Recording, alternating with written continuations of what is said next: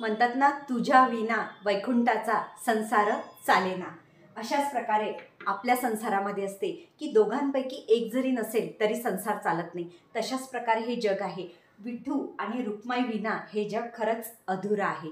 आपल्या सगळ्यांना आषाढी एकादशीच्या हार्दिक शुभेच्छा. आज आषाढी एकादशी आहे.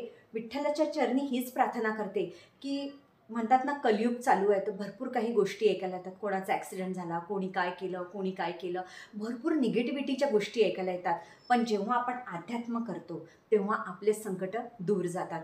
म्हणून एकादशी जेव्हा पण दरवर्षी येते, जर तुमच्यामुळे 12 महिने एकादशी करणं होत नसेल तर आषाढी एकादशी तरी एक वेळा पकडा आणि स्वतःला क्लीन करा, आपले पापं धुवा आणि ईश्वराला प्रार्थना करा की माझ्या मनामध्ये असे विचार येऊ दे की पॉझिटिव्ह, कधीही क्रोध नाही, लोभ नाही. मी नेहमी लगातार ईश्वराला एकच म्हणत असते की मला काहीच नको, सगळं काही तू देतो, फक्त मनामध्ये भावना चांगली दे, कर्म चांगल्या करण्याची क्षमता दे आणि सगळ्यात मेन म्हणजे शक्ती याच्यासाठी दे की मी सगळ्या संकटांना लढू शकली पाहिजे.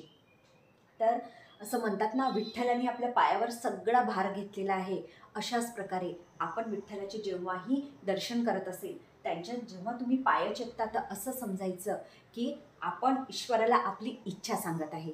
जर आपल्या कोणाच्या घरी विठ्ठल आणि रुक्माईची मूर्ती नसेल तर छोटीवाली घेऊन या आणि आपल्या देवघरात ठेवा. विष्णू आणि लक्ष्मीचं प्रतीकसुद्धा आहे. जर तुमच्या संसारामध्ये असं वाटतं की संसार अधुरा आहे, खूप काही गोष्टी हातातनं जात आहे, तर विठ्ठल रुक्माईच्या चरणी दर एकादशीला म्हणा, जसं होईल तसं रोजही तुम्ही मंजुळा जर वाहत असेल विठ्ठलाला तर खूप चांगली गोष्ट आहे. आणि मी लगातार आपल्या चॅनलला, स्वामी रिअलायझेशन चॅनलला आपल्या सगळ्यांना याचं महत्त्वसुद्धा सांगते.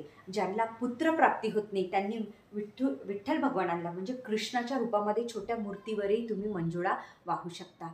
परत पुन्हा एकदा आपल्या सगळ्यांना आषाढी एकादशीच्या शुभेच्छा. जसं होईल तसं आषाढी एकादशी म्हणा, दर पंधरवाड्यात येणारी गरिबांना काहीतरी दान करा. तुमच्या हातातनं जेवढं दान होईल तेव्हाच तर आपल्याकडे येईल ना. आपण देत आहे तेव्हाच आपल्याकडे येणार आहे. आपल्या सर्वांची आषाढी एकादशीला काय गडबड चालू आहे, कोण काय काय करणार आहे, मला नक्की कमेंट बॉक्समध्ये सांगा. धन्यवाद.